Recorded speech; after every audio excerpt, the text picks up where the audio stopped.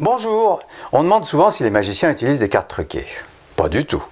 En revanche, ceux qui utilisent des cartes truquées, ce sont les tricheurs professionnels, notamment ce qu'on appelle le jeu marqué.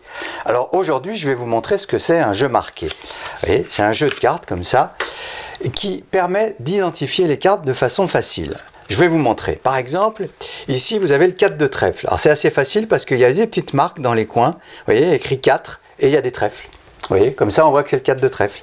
Par exemple ici, on voit que c'est le roi de cœur. Alors c'est un peu plus compliqué parce que c'est en anglais, hein. C'est K pour king, mais bon, c'est comme ça. Ici par exemple, c'est le 7 de pique, parce qu'il y a non, je vous sens sceptique, hein. Vous n'avez pas l'air de croire vraiment ce que je vous raconte. Bien, ben, écoutez, on va faire autrement. J'étale le jeu comme ça, je vais vous demander de me montrer une carte, celle que vous voulez.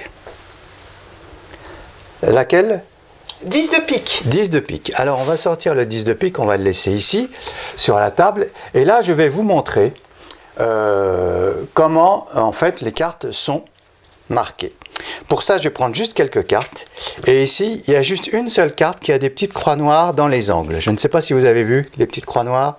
Non ? Vous voyez pas les petites croix noires ? C'est sur le valet de carreau. Le valet de carreau a des petites croix noires dans les angles. Non ? Toujours pas ? Non. Ah, vous soufflez sur les cartes. Voilà, et on m'a dit en soufflant, il paraît qu'on voit mieux les petites croix noires. Hein. Et je vous l'avais dit, hein, sur le valet de carreau, j'ai pas triché. Hein. On peut recommencer, vous pouvez ressouffler ? Alors pas trop fort, hein, parce que quand on souffle trop fort, en fait ça fait une grande croix.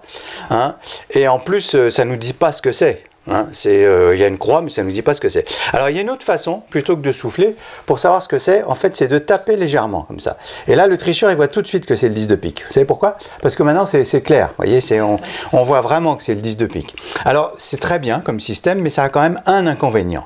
C'est que s'il y a un joueur, parce qu'au poker vous savez qu'il y a toujours un joueur un peu nerveux, c'est celui qui perd.